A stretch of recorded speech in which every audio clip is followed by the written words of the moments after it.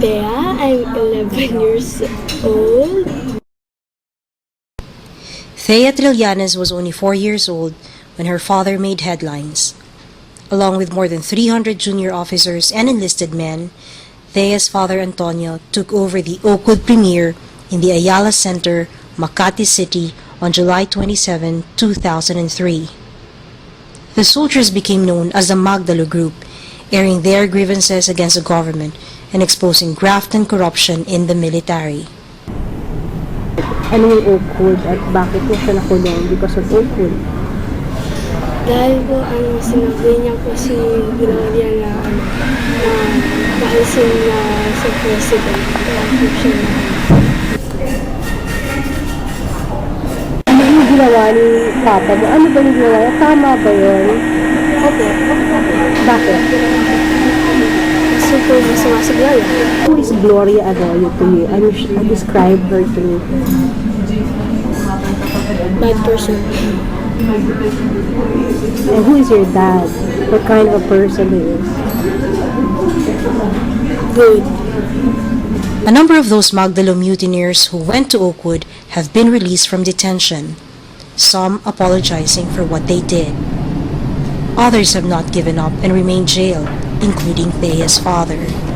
Why is your dad in jail?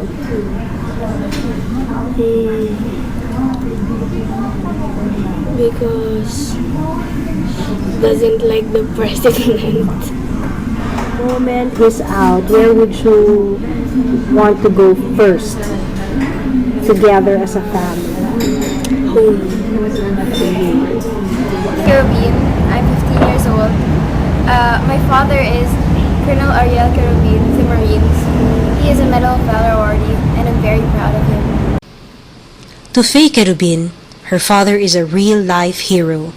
He is one of the only 2 living Medal of Valor awardees in the Philippine Marines, the highest military award given by the Armed Forces of the Philippines for bravery beyond the call of duty. In 2006, at the height of the Hello Garci controversy, Faye's father allegedly planned to join the protest crowd at EDSA. The Arroyo government put him behind bars for allegedly plotting to overthrow the government. He was here, and even though I was too young to realize that during that time, I knew that what he was doing was good and it was the right thing to do. Because he stood up for what he believed in, and his principles, he stood right by them. Ariel Kerubin is facing court-martial for mutiny. Even though he's in jail, he tries to be there for us all the time. I feel it's not supposed to be in there.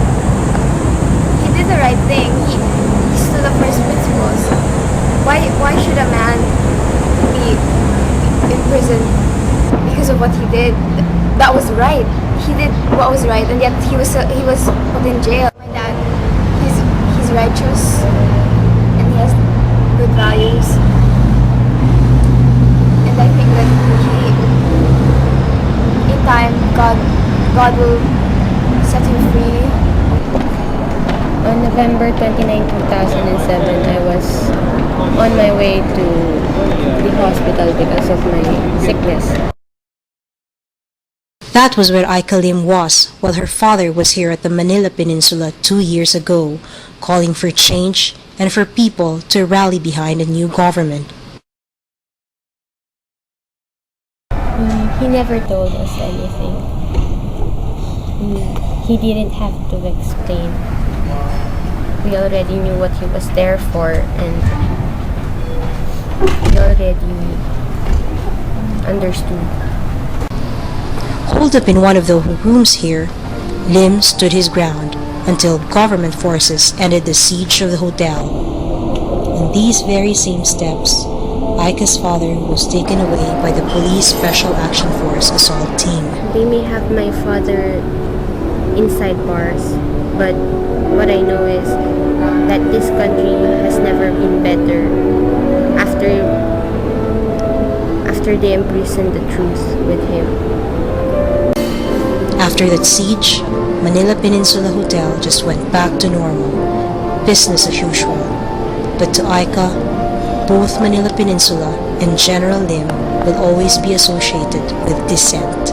Manila Pen will always be the message of dissent, and my father is just a voice and gave a face to many others who were not as brave as him. He symbolizes dissent for corruption, dissent for injustice, dissent for lies, and he stood up against it. That's what I'm proudest.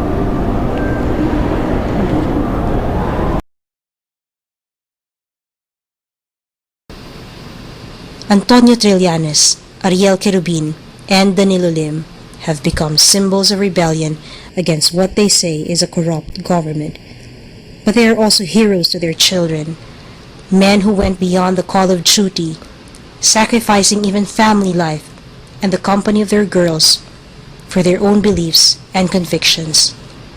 Tessa Hamandre, Vera Files.